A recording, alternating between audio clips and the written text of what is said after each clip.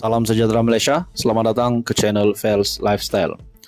Setelah tular baru-baru ini, kenyataan Tun Mahathir bahawa kemenangan Parlimen Langkawi yang dimenangi oleh Perikatan Nasional adalah berunsur rasuah, akhirnya salah satu kepimpinan tinggi Perikatan Nasional membuat kenyataan yang pasti mengejutkan bekas Perdana Menteri Tun Dr. Mahathir. Artikel biharian.com. Tun M patut file petition jika ada bukti kekalahan di Langkawi kerana rasuah. Tun Dr. Mahathir Mohamad sepatutnya mengemukakan petition pilihan raya sekiranya bekas Perdana Menteri itu mempunyai bukti bahawa kekalahannya di kerusi Parlimen Langkawi pada PRU ke-15 terkait perbuatan rasuah. Ketua Armada Bersatu, Wan Ahmad Faisal, Wan Ahmad Kamal berkata, tindakan itu sepatutnya diambil Mahathir berbanding membangkitkan isu berkenaan kepada umum. Ini tindakan tidak memfailkan petition jelas sekali menjadi bukti kenyataannya mengenai kekalahan di kerusi berkenaan disebabkan amalan rasuah adalah tidak berasas. Saudara-saudara, adakah kenyataan Tun Mahathir ini adalah rasuah itu dilakukan oleh calon-calon yang bertanding di Parlimen Langkawi pada pilihan raya umum ke-15. Namun persoalannya, siapakah calon itu? Adakah dengan ini juga membawa satu perkara yang bakal PN akan usulkan dan akan menyingkirkan Tun Mahathir kerana membuat kenyataan berkaitan rasuah disebabkan Parlimen Langkawi dimenangi oleh calon Perikatan Nasional? Itu semua menjadi persoalan. Dalam artikel ini, Mahathir perlu mengakui bahawa pilihan raya yang lalu adalah adil dan bebas, yang mana rakyat Langkawi membuat keputusan untuk mengundi calon Perikatan Nasional Datuk Muhammad Suhaimi Abdullah.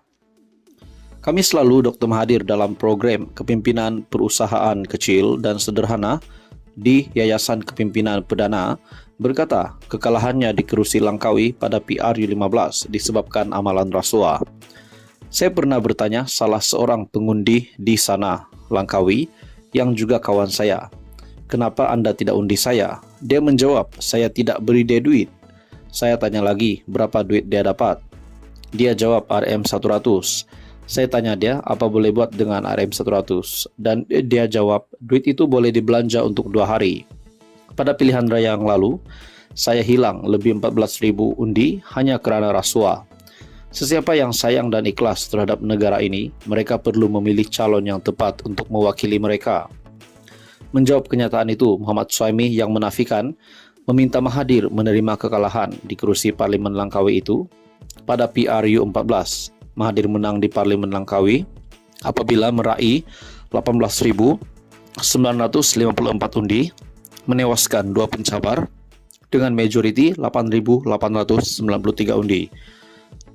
Pada PRU 15 pula, bekas Perdana Menteri tewas dalam saingan 5 penjuru apabila sekadar meraih 4,566 undi sekaligus hilang deposit. Suhaimi menang dengan majoriti 13,518 undi. Salam sejahtera Malaysia, selamat datang ke channel Fels Lifestyle. Info padu, info hangat disediakan di dalam channel ini. Dalam sebuah artikel berita daripada sinarharian.com, Sanusi pemimpin hebat, sebab itu ramai yang serang. Kenyataan daripada Hamzah Zainuddin. Kritikan dan kecaman politik bertali arus diterima Datuk Seri Muhammad Sanusi, menunjukkan beliau seorang pemimpin hebat, kata Setiausaha Agung PN Datuk Seri Hamzah Zainuddin. Beliau berkata, Menteri Besar Kedah itu telah membawa banyak pencapaian dan pembangunan membanggakan di negeri jelapang padi itu hingga sukar ditangkis parti lawan.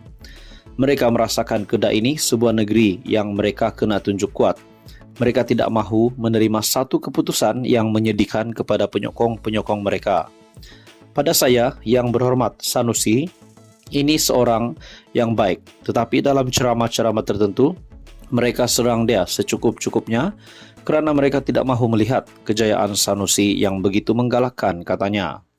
Beliau berkata demikian ketika ditemui pemberita dalam majlis makan malam bersama ahli Parlimen Larut di Dewan Permai Majlis Daerah selama dekat sini pada Jumaat.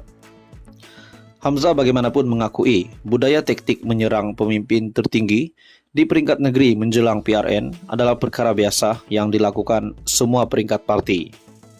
Seperti di Selangor, katanya, PN turut mengkritik pimpinan Menteri Besar Datuk Seri Amiruddin Syari. Tak salah kerana ini kempen. Mereka etik pemimpin tertinggi kita. Di peringkat negeri, kita juga etik pemimpin mereka di peringkat negeri, katanya. Adakah dengan ini, Hamzah Zainuddin bersetuju dengan apa yang diucapkan, apa yang dinyatakan oleh Sanusi? Setelah apa yang dalam ucapan Sanusi itu membawa pada di mana beliau akhirnya disiasat oleh PDRM, disebabkan itu berkaitan dengan satu perkara yang amat serius, yaitu nama Sultan Selangor dan juga isu 3R. Adakah dengan ini Hamzah Zainuddin pun bersetuju dengan kenyataan Sanusi di mana telah didakwa memperlekehkan Sultan Selangor? Semua ini menjadi persoalan. Menurut Anda, apa komen Anda? Teruskan bersama dia dalam channel ini untuk info yang seterusnya. Jangan lupa tekan butang like, share, dan subscribe.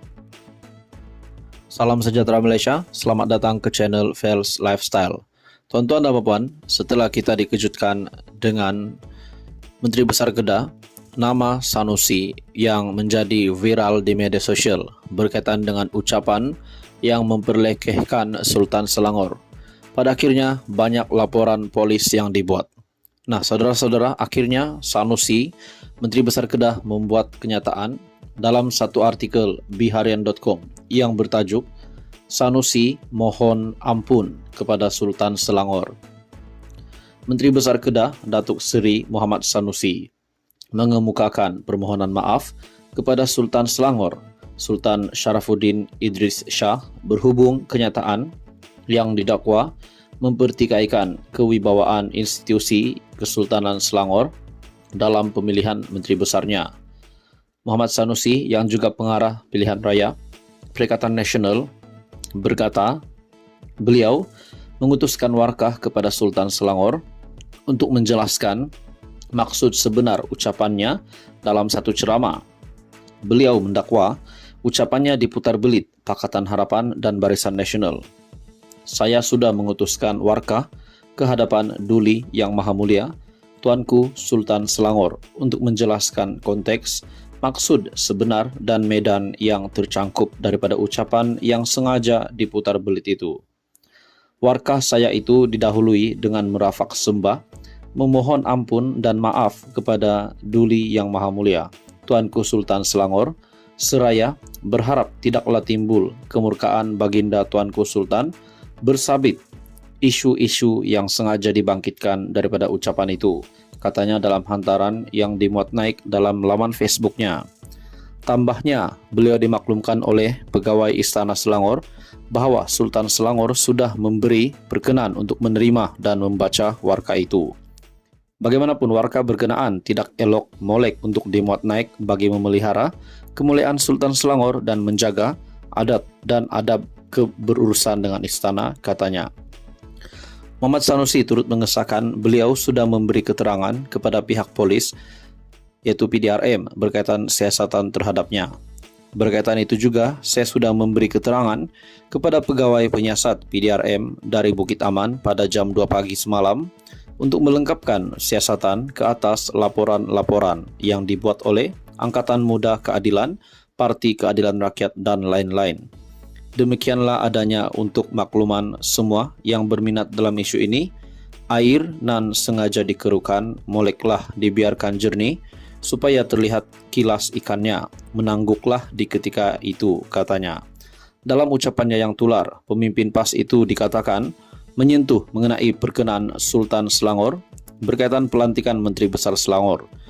Susulan itu, pelbagai pihak membuat laporan polis, termasuk yang menyifatkan menghina institusi beraja di Selangor.